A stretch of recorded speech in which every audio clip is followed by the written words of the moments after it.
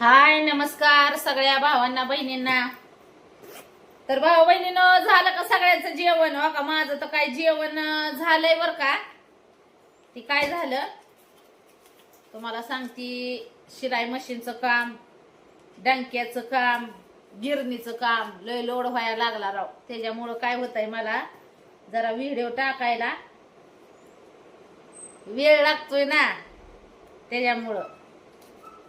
तर तुम्हाला सांगती हे काय, ह्याचं आपलं शिलाई मशनीचं डांका मशनीचं 4 पैसा आपलं चालू परपंचासाठी. तर आता भाऊ बहिणीनं मी काय एवढं व्हिडिओ बनवायला मला ही भेटना, म्हणून काय मी व्हिडिओ कमी रेंज मध्येच टाकती. मग आता लय कामाचा लोड असल्यावर काय होतं, जरा प्रॉब्लेम येतो. तर भाऊ बहिणीनं आता 2-3 दिवस झालं योगी गेली. योगी गेल्यापासून पण काय माझं एवढं व्हिडिओ नाही. तर योगी इथं आलती तेव्हा बी माझं काय व्हिडिओ नाही. तर आता मस्तीला 4-2 गोष्टी इथं आल्या, मी समजून सांगितल्यात.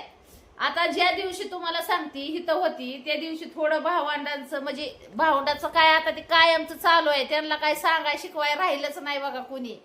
त्याच्यामुळं भावांचं काय सारखं चालू आहे, भांडण तांडण, भाऊजय भाव यांची भांडणं तणं चालूच आहे ती. पण आता योगीला मी बऱ्याच वेळा समजून सांगितलंय, बाई म्हणलं त्यांच्या संसाराचं ती बघते आणि तुझ्या संसाराचं तू बघ, असं मी प्रत्येक वेळेस तिला समजून सांगते या. तर आता तुम्हाला सांगते, आता काल गेली वाटतं ह्याला काय म्हणतात नांदायला. आता दिवस कुठं उगावला काय नो, उत्तरेला उगावला का काय कोणाच ठाव, योगीला नांदायचं ध्यान झालं. बर चांगली गोष्ट आहे, गेली नांदायला गेली, चांगलं झालं.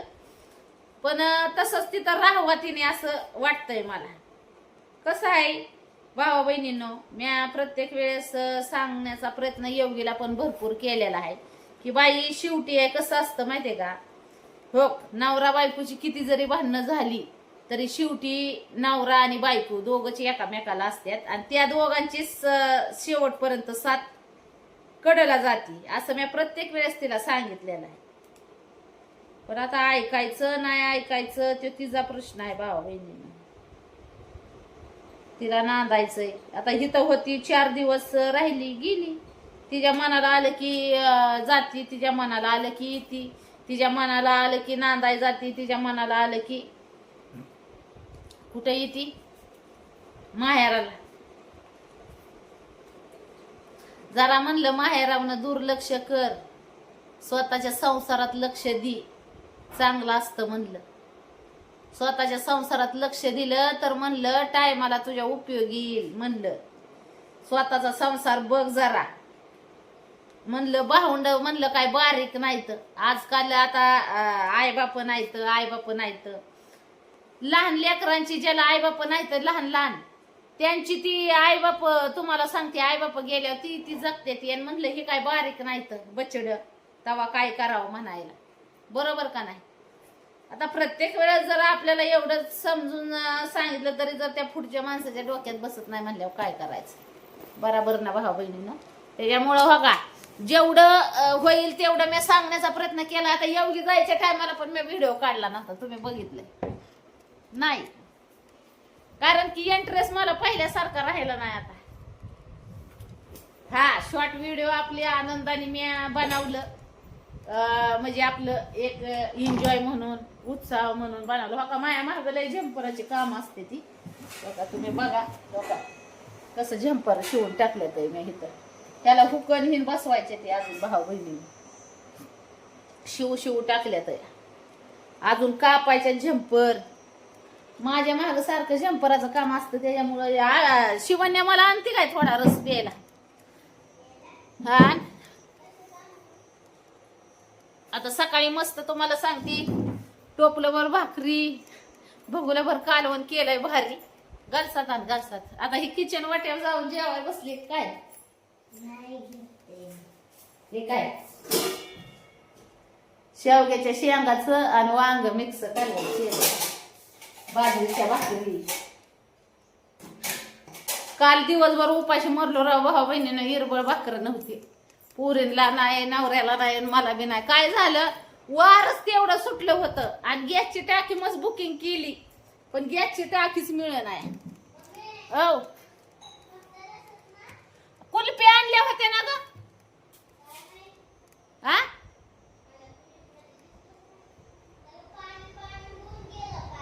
कुठं ठेवल्या होत्या? पाणी पाणी होया. फ्रीज मध्ये कसं पाणी होईल कुल्फ्याचं?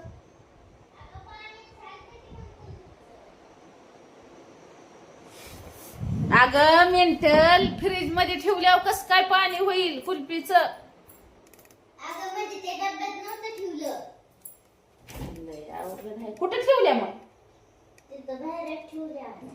बरे बाहेरच ठेवल्या होत्या. मी नव्हत्या, पप्पाने ठेवली. पप्पा शहाणाच खाया. 10 रुपयाची एक कुल्फी किती आणल्या होत्या?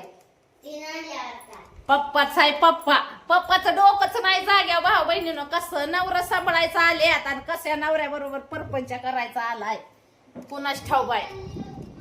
हा बरे नवरा तर तुम्हाला सांगते भावा बहिणीनं हो का. आता तुम्हाला प्रत्येकच बाईला चांगलं नवरं भेटतात असं नसतं या. नवरा ज्या बायांना भेटल्यात त्यांनाच भेटल्यात या चांगलं नवरा. शिवने मला आंब्याचा रस आण. काल रसाची बाटली आणली होती पियाला. आमच्या नवरा तर तुम्हाला सांगते काय म्हणतात करतोय परपंच मन करतोय भावा बहिणीनं. नाही तर काही इंटरेस्ट नाही बघा. नवरं लय प्रेमाचं लागते बायकांना जीव लावायला.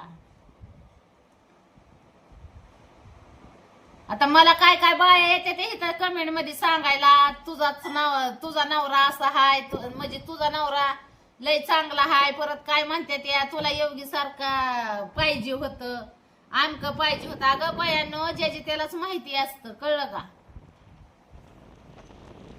ज्याचं त्याला माहितीये कशाला सांगता योगीचं कोणाचं कसं.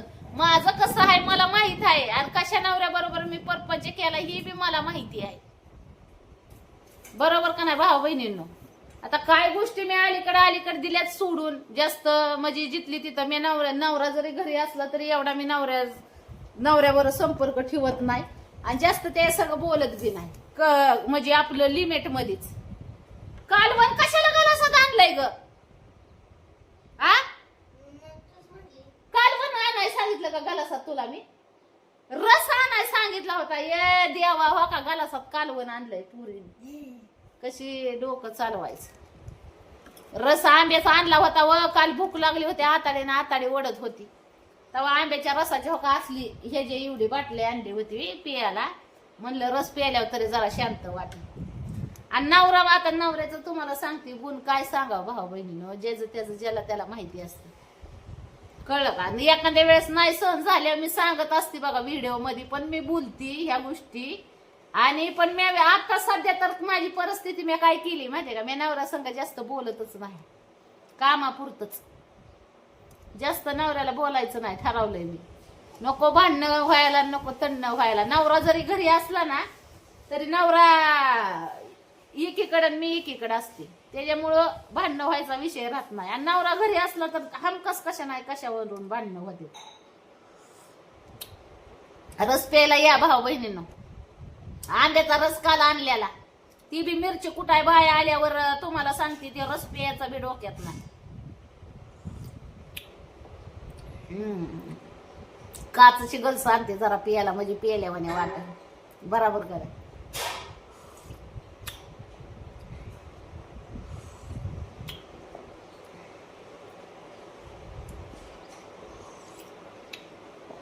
कामाला जर जायचं म्हणलं नवऱ्याला नुसता वसा वसा वसा अंगाव धावतो माणसाच्या. काय सांगायचं तुम्हाला. काम बाहेर करायचं म्हणलं सोपं नाही. नवऱ्यांपाशी परपंच करणं भाऊ बहिणीनं. भल्याने लग्न करावं नाही माणसाने. लग्न करून जिंदगीचा पत्तावा आहे. लेकरांच्या तोंडाकडे बघून राहायचं जीवन जगायचं फक्त.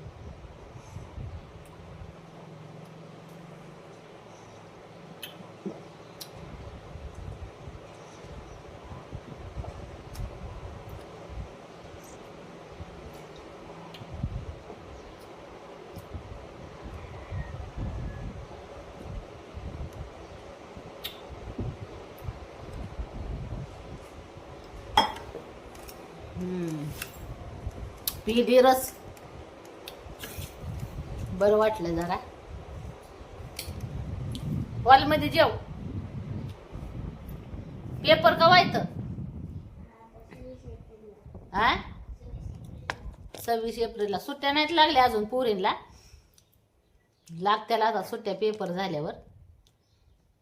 सुट्टी झाली किंवा काय म्हणतात पेपर झाले की गॅदरिंग मग मे मध्ये सुट्ट्या. असं आहे.